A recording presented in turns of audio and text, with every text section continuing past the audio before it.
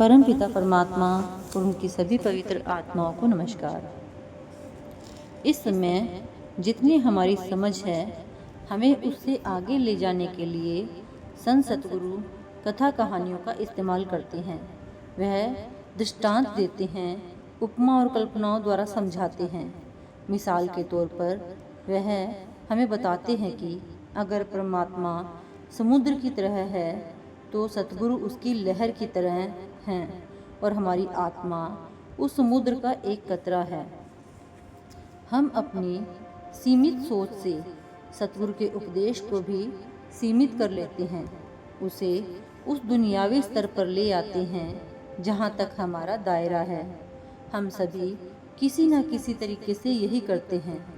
किसी चीज़ की उपमा देना उसकी असलियत नहीं है, बल्कि असलियत की ओर संकेत करती है। हम पानी नहीं हैं और रूहानी मार्ग का मकसद हमें पानी में बदलना नहीं है। किसी चीज़ की उपमा तो एक तरीका है समझाने का, उस सच की ओर इशारा करने का और हमारा रुख उधर करने का। ऊपर दिए गए उदाहरण में भी तुलना की गई है ताकि हमें सतगुरु, परमात्मा और अपनी आत्मा के आपसी संबंध का पता चले। लेकिन सतगुरु, परमात्मा या आत्मा के बारे में यही पूरी सच्चाई नहीं है, यह भी मात्र धारणा है। बेशक परमात्मा बिजली की तरह हर जगह है, लेकिन सतगुरु वह स्रोत है जहाँ से परमात्मा का नूर प्रकट होता है। यह भी एक उपमा है।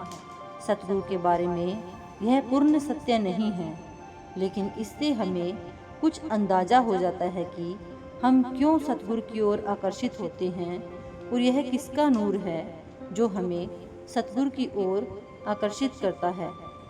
भगवद गीता में हमने अर्जुन के बारे में यह कहानी पढ़ी है, जिसमें उसने अपने प्यारे गुरु भगवान कृष्ण से पूछा, आप बड़ी महान बातें करते हैं, आप तर्क भी बड़े अच्छे देते हैं, फिर भी मेरे मन में शंकाएं बनी रहती हैं, क्योंकि जो आप कहते हैं मैंने उसका अनुभव तो किया नहीं।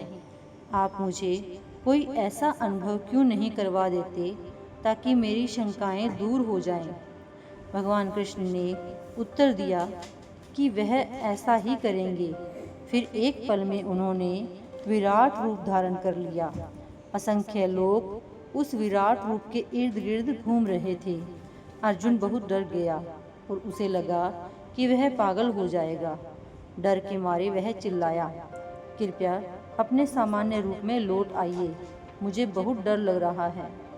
भगवान कृष्ण अपने मानव रूप में लौट आए और बोले, मैं जानता था कि तुम तैयार नहीं हो। यह भी एक कहानी है। इससे हमें यह पता चलता है कि हमारी इंद्रियां हमारी सोच समझ को सीमित कर देती हैं। इससे हमें सतगुरु के बारे में थोड़ा बहुत अंदाजा तो हो जाता है, लेकिन इससे सत्य का ज्ञान नहीं होता, बल्कि इससे हमारे मन में एक धारणा बन जाती है। रूहानियत को हम तभी समझ सकते हैं जब हमारी चेतना इसे जानने के काबिल हो जाए। हालांकि हम संतों का उपदेश सुनते हैं, लेकिन उसे अपनी चेतना के स्तर के मुताबिक उतना ही समझ पाते हैं। Thank you.